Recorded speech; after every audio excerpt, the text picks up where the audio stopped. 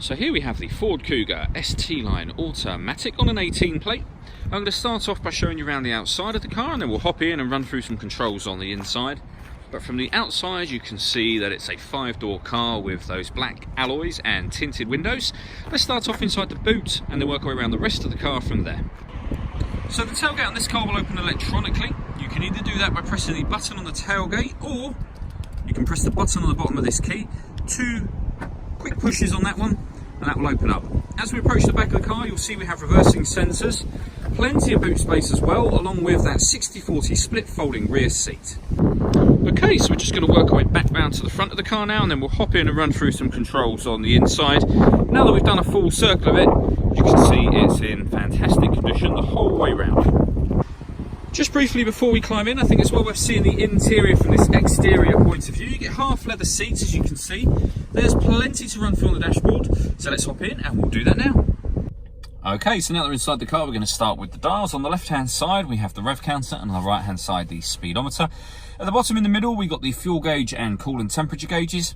And then above that, you can see the trip computer. So you can change the information that's displayed there using buttons on the steering wheel for various different pieces of fuel economy information. Or if you wish to, you can have a digital readout for the speedometer. You can see the total miles for this car are 5,015. The buttons I was using just a moment ago are these ones on the left-hand side here, beneath which we've got cruise control and speed limiter. Over on the right-hand side, we've got stereo controls and voice activation for the phone. So hit that button in the middle, ask it to dial anyone in your contacts list, and it can do that for you without you having to take your phone from your bag or pocket. That is, of course, once you paired up your phone, and that is done on the central screen, which will come through in just a moment. Just behind the steering wheel, you can see these paddles, so the minus and then plus on the other side. That's so that you can change gear manually on this automatic gearbox.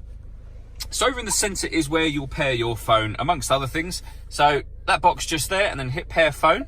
Search for your vehicle on your device and select it once it is found. And then just follow those instructions on screen. If we go back a page, you can see that this car has got satellite navigation. There's a full video showing exactly how this works on both our website and on our Facebook page. They're both well worth checking out. And then finally, with regards to music, you've got a few choices for that as well. So radio-wise, we have AM, FM and DAB digital radio. We've got the CD player. You can stream music wirelessly via Bluetooth audio as well. And this car's got two separate USB inputs. So if you plug devices into those, you'll have two extra options appear up there, and you can listen to music that way as well. Working our way down, we have the dual zone climate control. So it's turned off at the moment. To turn it on, just adjust the fan speed upwards. So down is there, up is here. So it's now turned on. You can then adjust the driver temperature and passenger temperature individually if you wish to. When you have them where you want them, you can determine where within the car you'd like the air to be distributed, and then press that button to turn the air conditioning on.